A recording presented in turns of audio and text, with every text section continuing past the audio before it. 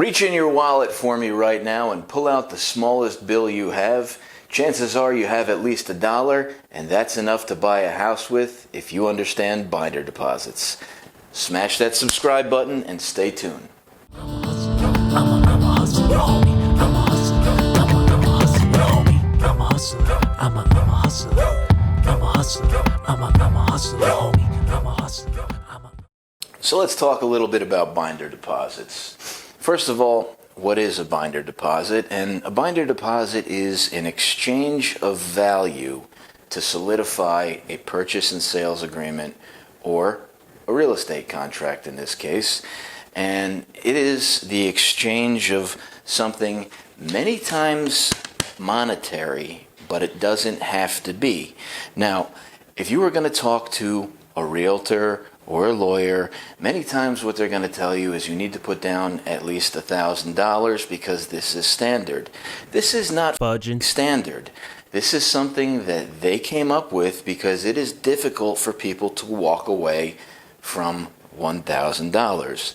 The reality of the situation is a binder deposit is only something to further solidify the contract and show that you've put something up in good faith or you're on the hook for something. It doesn't even have to be monetary. I've bought more than enough houses with $1, $10, $5. I've bought even more houses with no exchange of money whatsoever. Matter of fact, a few years ago we started doing this as a competition in the office just for fun. Linton went out one day and bought a house by giving the seller 2 watermelons in exchange. We had another student who bought a house with a can of Pepsi. Eventually I went out and finally had to top everybody, and I bought a house, and where the monetary amount for binder deposit is on the purchase and sales agreement, I wrote down love and affection, and I gave the person a big hug and took a selfie of me giving him a hug. Now I've got a girlfriend, and she won't let me give my love away anymore like that, so love and affection is now off the table as a binder deposit. I am so sorry, ladies. But we do understand that there has to be something given, and it should be acknowledged in writing by the person who received it that it has been received. If you give somebody even as much as $1 in the form of a check, when they deposit that, that's just a further confirmation that they accepted that dollar. If you give somebody cash, one of the things we do nowadays is just take a selfie with them receiving the cash or the hug or whatever it is. Document, document, document. This will keep you out of trouble later on down the line. Again, you're also on the hook for something, so whether it's $1,000, $10,000, $1, 2 watermelons, a can of Pepsi, it doesn't matter. There has been an exchange, and it has been completely agreed to by both parties. Now, whether it says it on your purchase and sales agreement or not, in New Jersey, this is actually going to start your attorney review period for at least 3 days. Most states it will do that. What should your binder deposit be? Well, in order to understand what your binder deposit should be, you have to understand your objective and where you've gone and where you want to go with it. If you're some schmuck who's just out there on the street trying to buy your first home and you're looking at houses, God forbid, with a realtor, you're pretty much fricked, and you're going to have to give that $1,000 every time. Me personally, again, I keep it low as possible, and the reason why is we understand liquidated damages.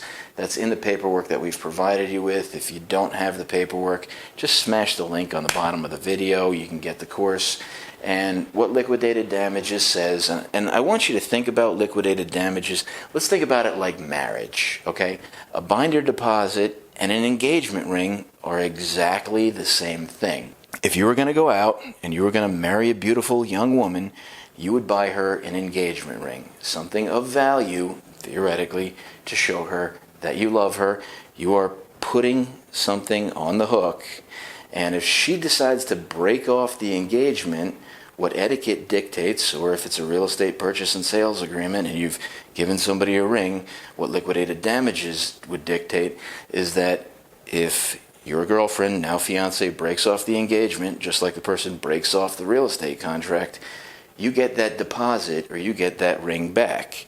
Now, if you break off the deposit or break off the engagement or break off the deal, the distressed seller or your fiance, they're kind of one and the same, let's be honest, gets to keep the ring for the time and value of theirs that you've wasted.